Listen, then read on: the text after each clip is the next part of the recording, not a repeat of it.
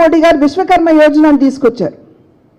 విశ్వకర్మ యోజనను తీసుకొచ్చి 18 చేతి వృత్తులు ఏవైతే ఉన్నాయో వాటిని గుర్తించి 13,000 కోట్ల బడ్జెట్ని కేటాయించి ఆత్మ గౌరవంతో జీవించేటువంటి వర్గం ఈ కళావృత్తుల మీద ఆధారపడినటువంటి వారు కనుక వారి ఆత్మ గౌరవాన్ని పరిరక్షించాలి అనేటువంటి ఆలోచనతోటి ముడి సరుకు నుండి మార్కెటింగ్ వరకు కూడా వారు న్యాయం చేయాలి అనేటువంటి ఆలోచనతోటి వారు విశ్వకర్మ యోజన తీసుకురావడం జరిగింది.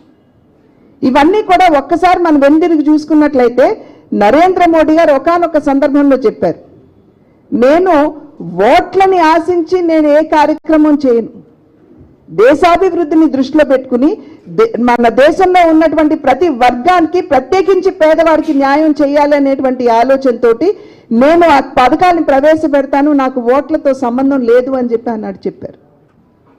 కానీ రాష్ట్రంలో ఉన్నటువంటి పరిస్థితిని కనుక మనం చూసినట్లయితే ఓట్లు వస్తే మేము మీకు మేలు చేస్తాం లేదా లేదు అనేటువంటి ఒక వాతావరణం మనం రాష్ట్రంలో చూస్తున్నాం.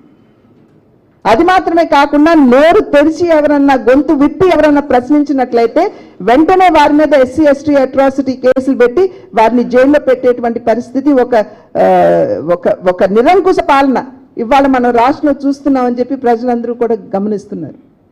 కనుక ప్రజలు ఇవాళ బేరీజ్ వేసుకోవాలి. నిజంగా ఆ రకమైనటువంటి పాలన మరి ఎస్సీలకు మోసం చేస్తూ బీసీలకు అన్యాయం చేస్తూ మైనారిటీలని కేవలం ఓట్ బ్యాంక్ పరిగణిస్తూ మహిళలకి న్యాయం చేయకుండా యువతకు న్యాయం చేయకుండా ఎవరికి కూడా న్యాయం చేయనటువంటి పాలన ఇవాళ మనకి కావాలా? కేవలం నా జేబులు నేను ఎలా నింపుకోవాలి, చివరికి పేదవాడి ప్రాణాలతో ఆడుతూ చెలగాటమాడుతూ నాణ్యత లేనటువంటి మద్యాన్ని తాగించి వారి జీవితాలతో సైతం ఇవాళ ఆటలాడేటువంటి ప్రభుత్వం మనకి నిజంగా కావాలా?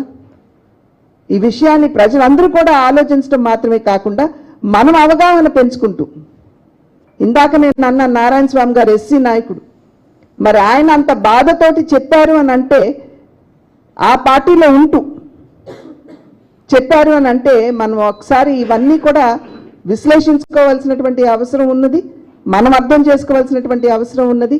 ఈ విషయాలన్నింటినీ కూడా మన రాష్ట్రానికి ఏ విధంగా భారతీయ జనతా పార్టీ సహాయపడింది, మరి ఇక్కడున్నటువంటి ప్రభుత్వం ఏ విధంగా మరి ఇక్కడ ప్రజల జీవితాలతో చెలగాటం ఆడుతున్నది, నిజంగా న్యాయం చేసేటువంటి పార్టీ రాష్ట్రానికి భారతీయ జనతా పార్టీ మాత్రమే అనేటువంటి విషయం ప్రజలకి తెలియజేయవలసినటువంటి బాధ్యత మన మీద ఉన్నది అని చెప్పి తెలియజేస్తూ ఆ విధంగా మనం అందరం కృషి చేయాలని చెప్పి అభ్యర్థిస్తూ సెలవు తీసుకుంటున్నాను. జై హింద్.